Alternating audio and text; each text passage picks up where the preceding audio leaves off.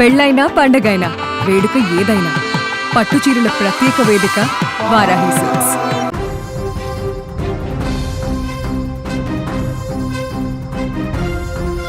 వాళ్ళిద్దరూ భార్యాభర్తలు. పెళ్ళైన నాటి నుంచి వీరి సంసారం సాఫీగానే సాగుతూ వచ్చింది. కట్ చేస్తే ఉన్నట్టుండి భార్య షాకింగ్ డెసిషన్ తీసుకుంది. తాళి కట్టిన భర్తను పైలోకానికి సాగనంపాలని ప్లాన్ గీసింది. ఈ ప్రయత్నంలో భాగంగా ఆమె భర్తకు మత్తు మందిచ్చింది. ఆ తర్వాత క్రికెట్ బ్యాట్తో మొగుడి తలపై బలంగా బాది కింద పడిపోయాక సిమెంట్తో పూడ్చి పెట్టేసింది.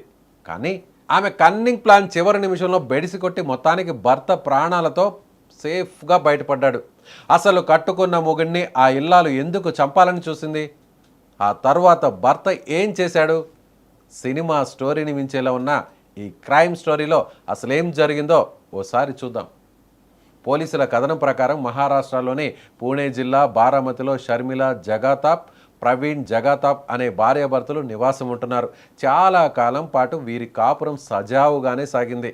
కానీ భర్త నుంచి నిత్యం శారీరకంగా మానసికంగా వేధింపులు ఎదుర్కొంటున్నారని భావించిన షర్మిల చివరకు అతన్ని ఎలా అయినా సరే అంతమొందించాలని నిర్ణయించుకుంది.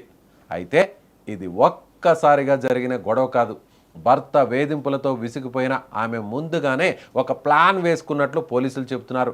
ప్లాన్ ప్రకారం భర్తకు మత్తు మందు ఇచ్చి మత్తు ప్రభావంతో ప్రవీణ్ స్పృహ కోల్పోయిన తర్వాత అతను చనిపోయాడని భావించి క్రికెట్ బ్యాట్తో దాడి చేసినట్లు పోలీసులు చెబుతున్నారు.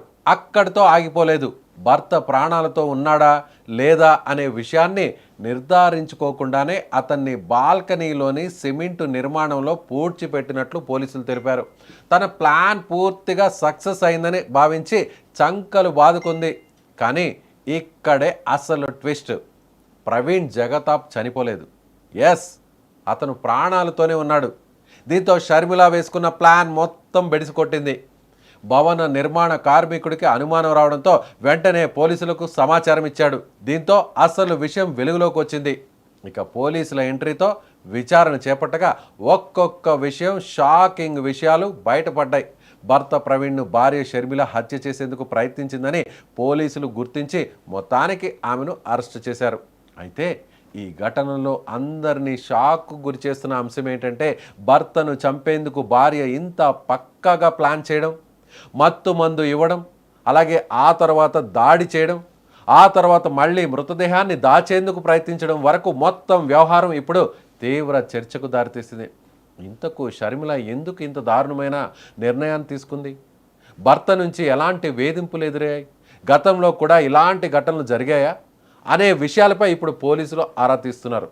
మొత్తానికి భర్త వేధింపులు భరించలేక భార్య అతన్ని చంపేందుకు ప్రయత్నించిందనే ఆరోపణలు, మత్తు మందు ఇవ్వడం, క్రికెట్ బ్యాట్తో దాడి చేయడం, చివరకు బాల్కనీలో పూడ్చిపెట్టే ప్రయత్నం చేయడం, కానీ భర్త ప్రాణాలతో బయటపడ్డం ఈ కేసును మరింత షాకింగ్గా మార్చేశాయి.